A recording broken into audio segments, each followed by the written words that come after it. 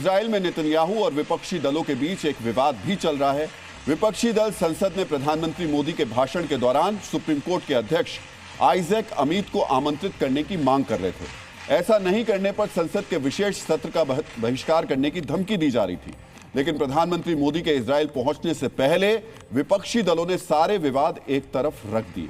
आज आपको इजराइल के पूर्व प्रधानमंत्री और विपक्षी नेता याइर लैपिड के बयान के बारे में जानना चाहिए, जो उन्होंने हिंदी में दिया।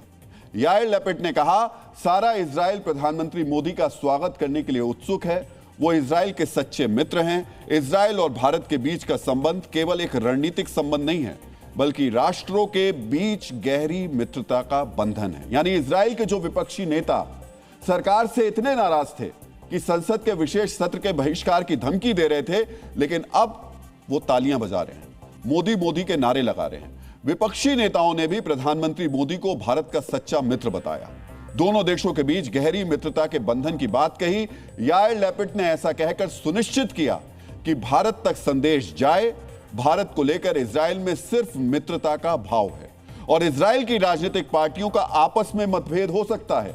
भारत से इजराइल की दोस्ती को लेकर कोई मतभेद नहीं है, लेकिन जिस वक्त प्रधानमंत्री मोदी इजराइल के रास्ते में थे, उस वक्त भारत का विपक्ष क्या कर रहा था, प्रधानमंत्री मोदी को क्या सलाह दे रहा था, आज आपको इसके बारे में भी जानना चाहिए। भारत के प्रधानमंत्री मोदी के इजराइल दौरे पर टिप्पणी करते हुए कांग्रेस महासचिव प्रियंका गांधी ने कहा, मुझे उम्मीद है कि माननीय प्रधानमंत्री मोदी जी अपनी आगामी इजराइल यात्रा के दौरान इजराइल की संसद को संबोधित करते समय गाजा में हजारों निर्दोष पुरुषों, महिलाओं और बच्चों की कथित नरसंहार की घटना का उल्लेख करेंगे और उनके लिए न्याय की मांग करेंगे। भारत ने एक स्वतंत्र राष्ट्र के रूप में अपने पूरे इतिहास में सही के पक्ष में खड़े होने की परंपरा निभाई है। हमें दुनिया को सत्य, शांति और न्याय का मार्ग दिखाते रहना चाहिए। समझ रहे हैं आप? इजराइल के विपक्षी नेता प्रधानमंत्री मोदी के दौरे से पहले सारे मतभेद भुलाकर भारत के लिए एक इजराइल का संदेश दे रहे हैं, लेकिन भारत का विपक्ष प्रधानमंत्री मोदी को संदेश दे रहा है, इजराइल के संसद में वो ऐसा भाषण दें जिससे भारत और इजराइल की मित्रता में दरार आ जाए। भारत की मुख्य विपक्षी पार्टी कांग्रेस की बड़ी नेता प्रियंका गांधी इससे पहले भी अपने फिलिस्तीन प्रेम के लिए चर्चा में रही है। फिलिस्तीन से प्यार करना, फिलिस्तीन के लोगों की फिक्र करना अच्छी बात है, लेकिन इजराइल की संसद में जाकर इस प्रेम को दिखाने की सलाह देना, क्या यह भारत के हित में है?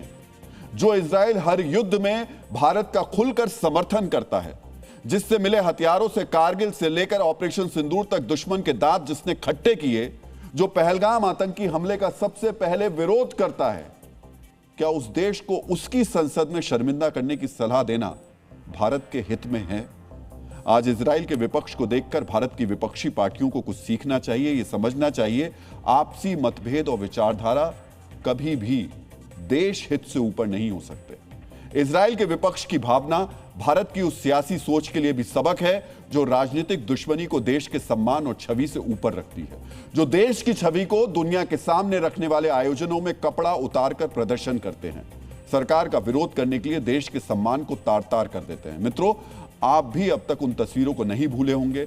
भारत में हुए AI समिट में दुनिया भर से मेहमान आए थे और उनके सामने युवा कांग्रेस के कार्यकर्ताओं ने टी-शर्ट उतारकर भारत अमेरिकी डील का विरोध किया था। इजराइल का विपक्ष भी इस वक्त सरकार से नाराज है अपनी। वहां पर इजराइल के विपक्षी नेता भी विवाद को बढ़ा सकते थे, लेकिन उन्होंने भारत के सामने इजराइल की एकता का संदेश दिया।